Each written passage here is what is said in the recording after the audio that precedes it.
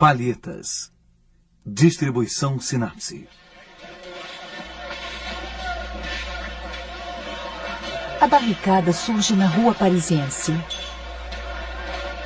É o primeiro gesto de uma multidão enraivecida. As ruas estão esburacadas, as pedras empilhadas.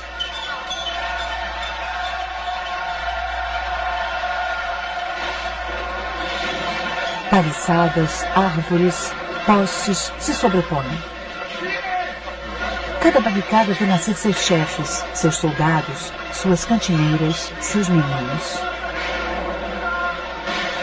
Na maioria das vezes isso acaba em sangue, e a cada geração tudo recomeça. Sob as pedras, a imagem. –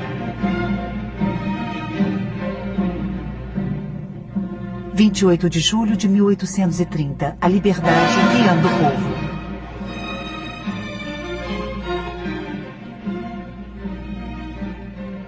Eugène Delacroix.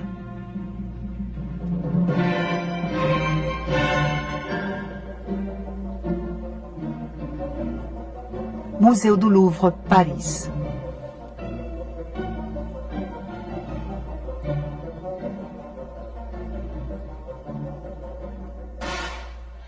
1830, 26 de julho. O rei Carlos X suspende a liberdade de imprensa, dissolve a Câmara, modifica as eleições e provoca 3 dias de rebelião, os 3 gloriosos. 27 de julho, primeiras manifestações. Os comitês se organizam. 28 de julho, barricadas em Paris. Sobre a Catedral de Notre-Dame tremula a bandeira tricolor. Faz um calor de mais de 35 graus. O exército toma de assalto as barricadas. 29 de julho, os insurgentes triunfam em toda Paris. Uma comissão municipal depõe Carlos X e traz de volta o Duque de Orléans para Paris.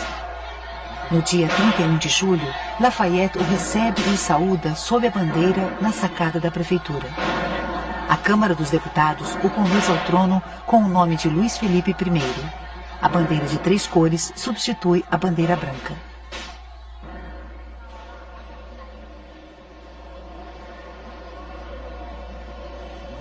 Uma tela de 2,60 metros de altura por 3,25 metros de largura.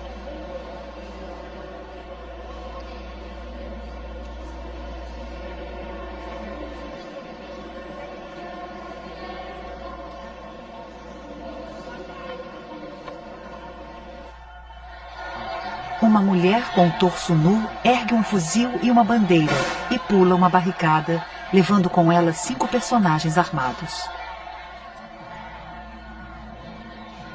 No primeiro plano, 3 cadáveres. À direita, um atirador do regimento suíço da Guarda Nacional.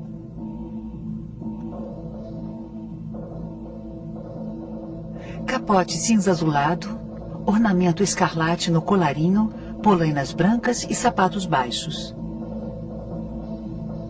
Sua barretina caiu.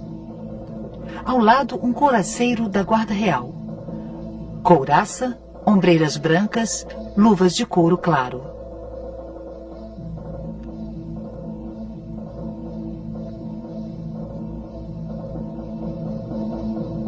À esquerda, um combatente morto cujas calças foram roubadas.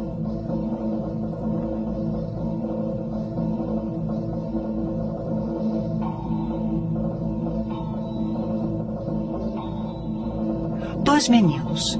O da esquerda usa um boné de atirador da Guarda Nacional, milícia que acaba de ser dissolvida por Carlos X. Suas armas, um simples florete de esgrima e uma pedra. O da direita ergue aos gritos pistolas de cavalaria modelo 1816. Usa uma cartucheira da infantaria da Guarda Real e uma boina de veludo preto dos estudantes do Quartier Latin.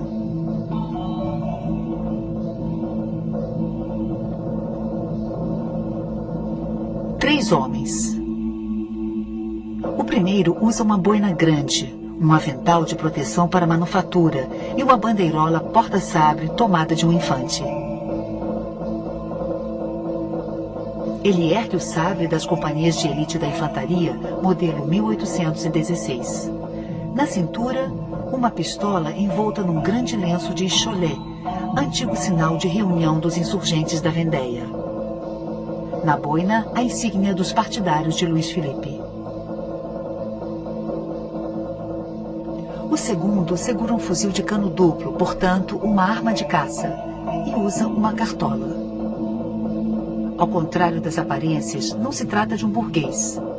A calça larga e o cinto vermelho indicam ser um artesão, ou um chefe de oficina, ou ainda um companheiro. O terceiro está ferido. Seu sangue escorre no chão. Ele se apoia sobre as mãos e ergue a cabeça em direção à mulher. Sua roupa é a de um camponês que veio trabalhar em Paris como pedreiro. A Liberdade, única mulher do quadro, usa uma saia larga, bege, presa na cintura por um cinto vermelho de 2 voltas e uma blusa branca rasgada ou dobrada. Em sua mão esquerda, um fuzil da infantaria, modelo 1816, com baioneta no cano. Na mão direita, uma bandeira de 3 cores.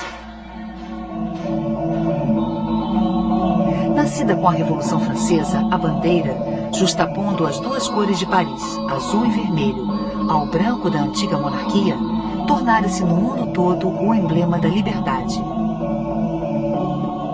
Durante os 3 gloriosos, ela é o trunfo maior. Com o rosto de perfil, a Liberdade olha para trás. Ela usa um barrete frígio. O barrete frígio, chapéu da Pérsia antiga adotado em Roma pelos escravos alforriados, torna-se, na Revolução Francesa, o chapéu oficial. É um dos atributos da liberdade e, a seguir, da República. Em segundo plano, uma multidão munida de armas diversas. No meio, um politécnico de bicorne. A barricada, não muito alta, é um empilhamento de grandes pedras arrancadas das ruas.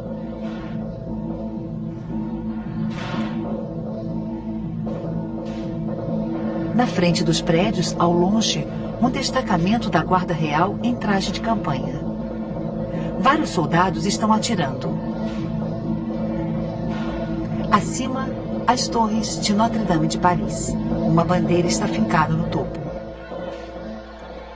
Delacroix escolheu a catedral em vez da prefeitura. Enquanto pintava este quadro, seu amigo Victor Hugo escrevia Notre-Dame de Paris. Tanto para o pintor como para o romancista, a catedral é o símbolo do povo, de sua revolta, de sua espontaneidade. Mais tarde, Victor Hugo escreve Os Miseráveis. Gavroche morre nas barricadas por ter zombado dos soldados. A relação com o personagem de Delacroix fez-se por si mesma. Paris, 28 de outubro de 1830.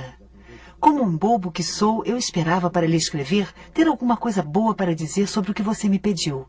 Meu bom e caro irmão, sua gentil carta causou-me imenso prazer. Quanto ao spleen, ele vai indo graças ao trabalho. Eu iniciei um tema moderno, uma barricada. E se não pude vencer pela pátria, pelo menos pintarei por ela. Isso deixou-me de ótimo humor. Em julho de 1830, Delacroix assiste aos combates. Com Ingres, Deveria e outros artistas, ele participa da proteção do Museu do Louvre. Está, nessa época, com 33 anos e já é famoso. No Salão de 1822, sua Barca de Dante foi comprada por Luís XVIII. Em 1824, os massacres de Kiel foram adquiridos por Carlos X. Em 1827, a morte de Sardanapalo provocou um escândalo. Mas, após tornar-se rei, Luís Filipe encomenda várias outras telas, como a tomada de Constantinopla pelos cruzados. Da sala do Louvre, onde se encontra a Liberdade, o visitante pode ver a vitória de Samotrácia. O gesto e o drapeado pintados fazem eco ao gesto e ao drapeado de mármore. Mesmo não tendo conhecido a estátua, que entrou no museu em 1865, a semelhança não é ocasional. Em 1820, a Grécia se revolta contra o domínio turco. A Europa romântica se inflama pela causa grega. Delacroix pinta o massacre de Quio. Inspirando-se nos drapeados antigos, ele acumula numerosos desenhos sobre o tema grego.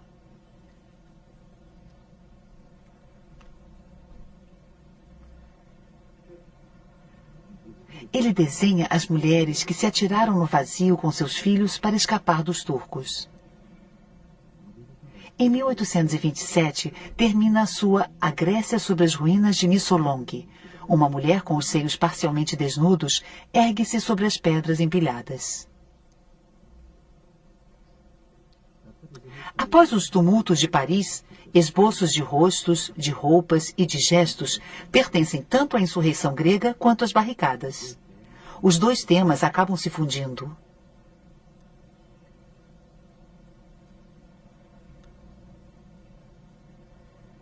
Delacroix conclui sua A Liberdade no inverno de 1830 e no verão seguinte a apresenta no salão.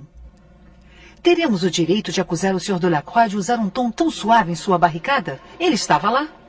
O autor do massacre de Quio ficou este ano bem abaixo de sua capacidade. Acho a cena do 28 de julho um exagero grotesco contra a liberdade. Esta é a revolução tal como a quiseram os doutrinários, ou seja, um tema de horror e repulsa. Esses homens do povo não deviam ter todos eles perfis gregos. Seus traços eram grosseiros, suas roupas rasgadas e sujas. O Sr. Delacroix exagerou em tudo por puro prazer. Vimos toda essa gente na rua e agora os revemos admiravelmente pintados pelo Sr. Delacroix. Os heróis do Sr. Delacroix são falsos e feios.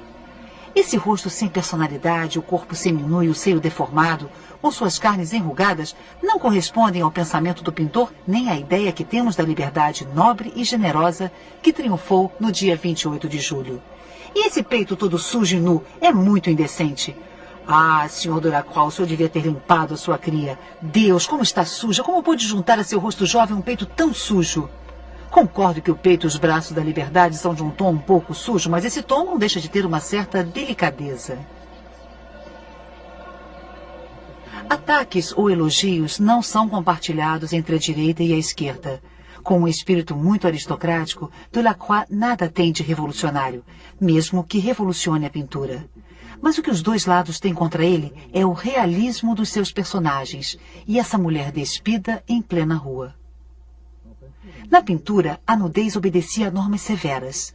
Os seios da liberdade, escurecidos pela pólvora, e a discreta pilosidade da axila são considerados sinais de mau gosto.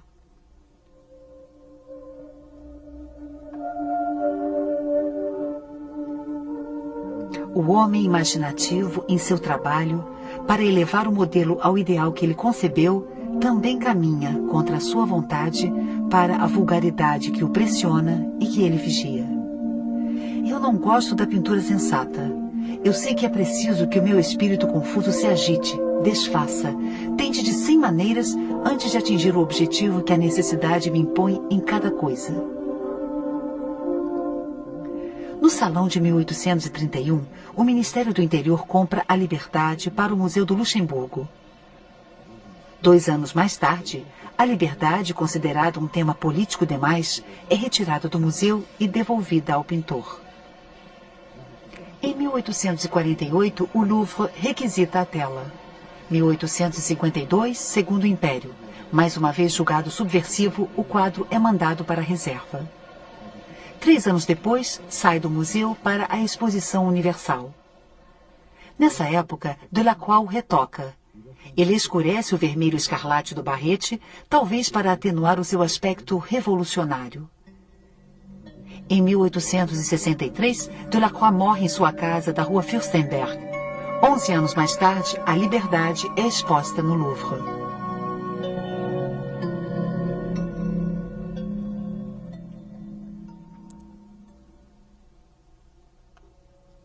Delacroix trabalhava rápido, utilizando 2 pincéis bem largos. As pinceladas são rápidas e precisas.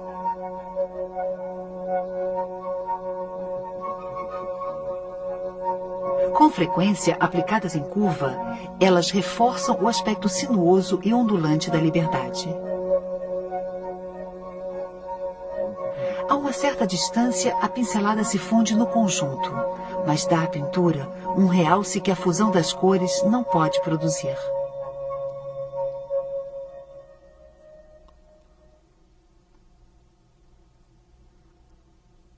A elaboração é firme, brutal e rebuscada no primeiro plano do quadro, a área mais dramática.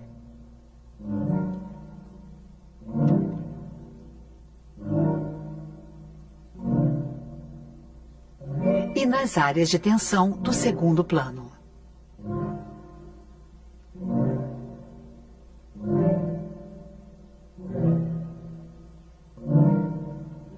Atrás, a definição se atenua para reforçar o efeito de profundidade. Uma única linha não tem significado. É preciso uma segunda para lhe dar expressão. A composição forma um triângulo, marcado pelo braço erguido e pela haste da bandeira cortando o quadro no centro. Sucessões de linhas oblíquas criam ritmos irregulares.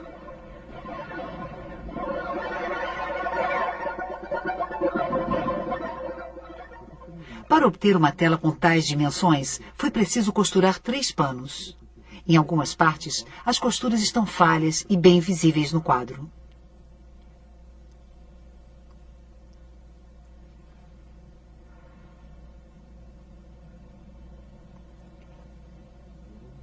Os raios-x mostram que o suporte é uma tela grossa e irregular. 14 fios de cadeia e 11 fios de trama por centímetro quadrado. Os raios-x também mostram vários repintes. Em uma primeira versão, Delacroix havia pintado a Liberdade de frente. O vestido era mais amplo e se alargava à esquerda, acentuando o movimento dos quadris.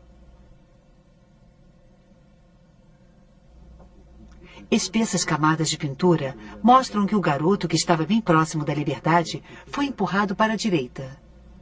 Também podem se ver as modificações de contorno do colete e dos braços.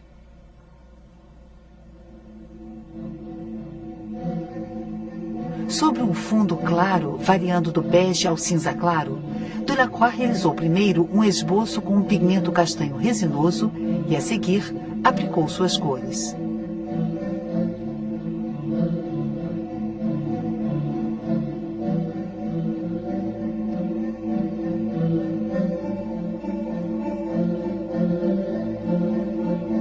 A análise microscópica mostra 3 tipos de pintura. Primeiro tipo, uma camada grossa reforça o esboço e algumas camadas finas definem um relevo ou um drapeado.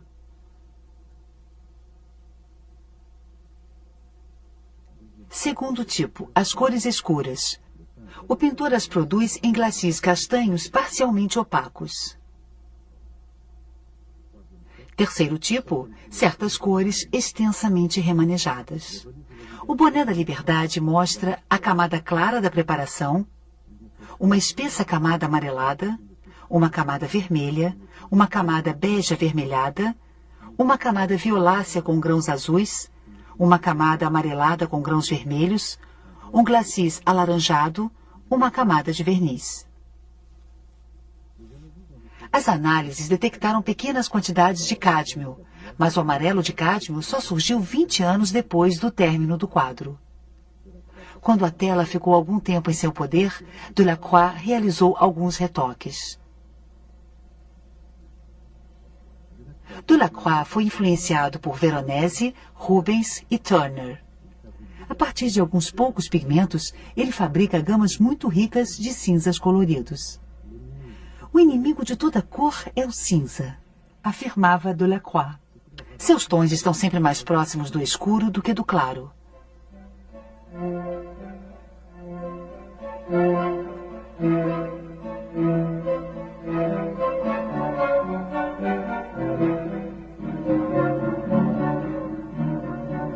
Primeiro, o pintor joga com as oposições de claridade.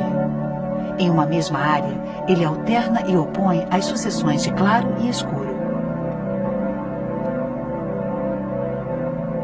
parte superior, direita, clara, opõe-se à parte inferior, esquerda, escura.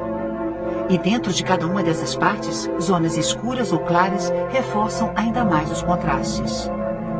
Delacroix dizia: o claro escuro fornece o relevo pela disposição das sombras e das claridades em relação ao fundo. O pintor também joga com contrastes brutais de cores.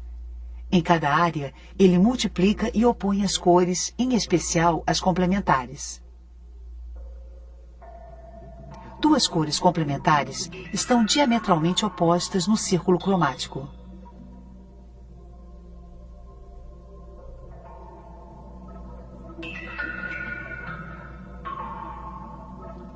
Vizinhas, elas formam o maior contraste cromático possível. Misturadas, elas fornecem um cinza neutro. Jogando com um pequeno número de cores complementares e com variações leves dessas cores, o pintor pode obter uma grande variedade de tons. No topo da composição estão as maiores superfícies de cores vivas, o vermelho e o azul. Situadas nas duas extremidades do espectro, são bem opostas, mas não exatamente complementares. No entanto, para reforçá-las, Delacroix irá pintá-las sobre fundos complementares. O vermelho alaranjado da bandeira destaca-se sobre um céu pintado de azul esverdeado, enquanto o azul é pintado perto de um branco quente com tons de laranja e vermelho. Durante a rebelião, Alexandre Dumas encontra Delacroix.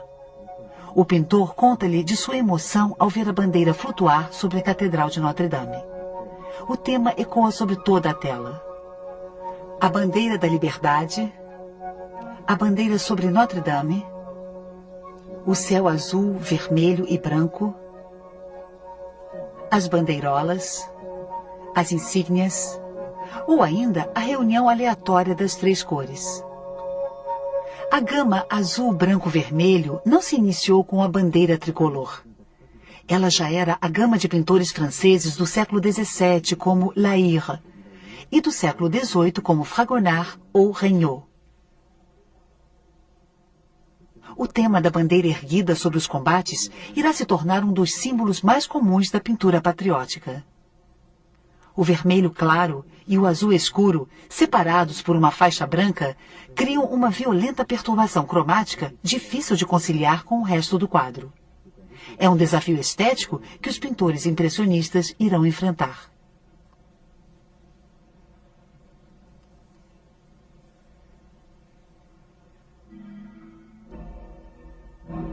No terço inferior do quadro, o mundo dos mortos, sinuosos, sombrios, próximos da terra. Os próprios cadáveres compõem a barricada. Em cima, os vivos, agitados, claros, erguidos em direção ao céu. Estão prontos para atravessar o espaço dos mortos. O ferido está na fronteira entre os dois mundos.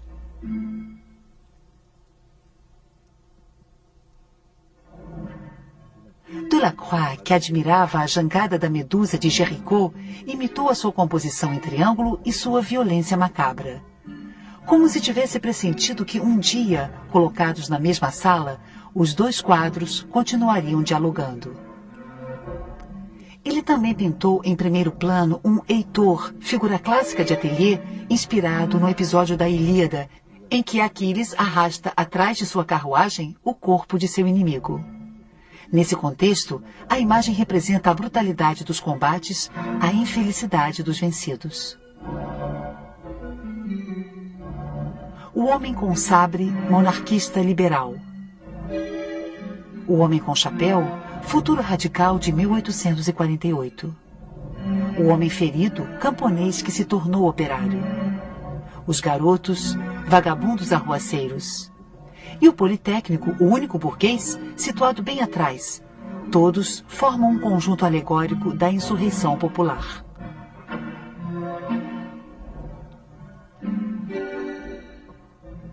A liberdade guiando o povo apresenta uma tradição pictórica antiga, a alegoria, quando um objeto ou um personagem são tomados como símbolo para expressar uma ideia.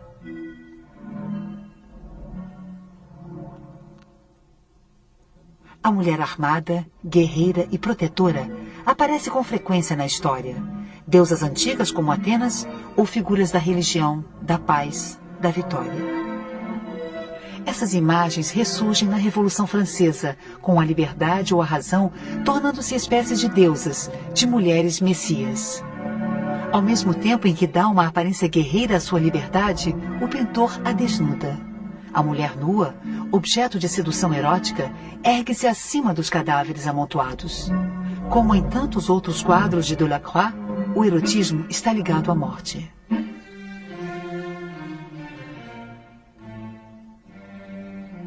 Partindo de um tema moderno, a barricada de 1830, Delacroix inventa uma alegoria de múltiplos sentidos.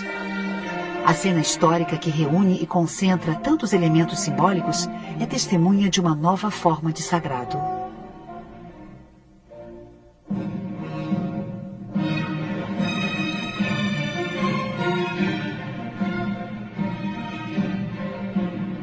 A terra opõe-se ao céu, o escuro ao claro, o azul ao vermelho. Os acessórios antigos de valor permanente, drapeado grego, barrete frígio, aos objetos modernos, bandeira, fuzil. Todas essas oposições, no entanto, conduzem a uma oposição fundamental entre os mortos sacrificados e os vivos triunfantes.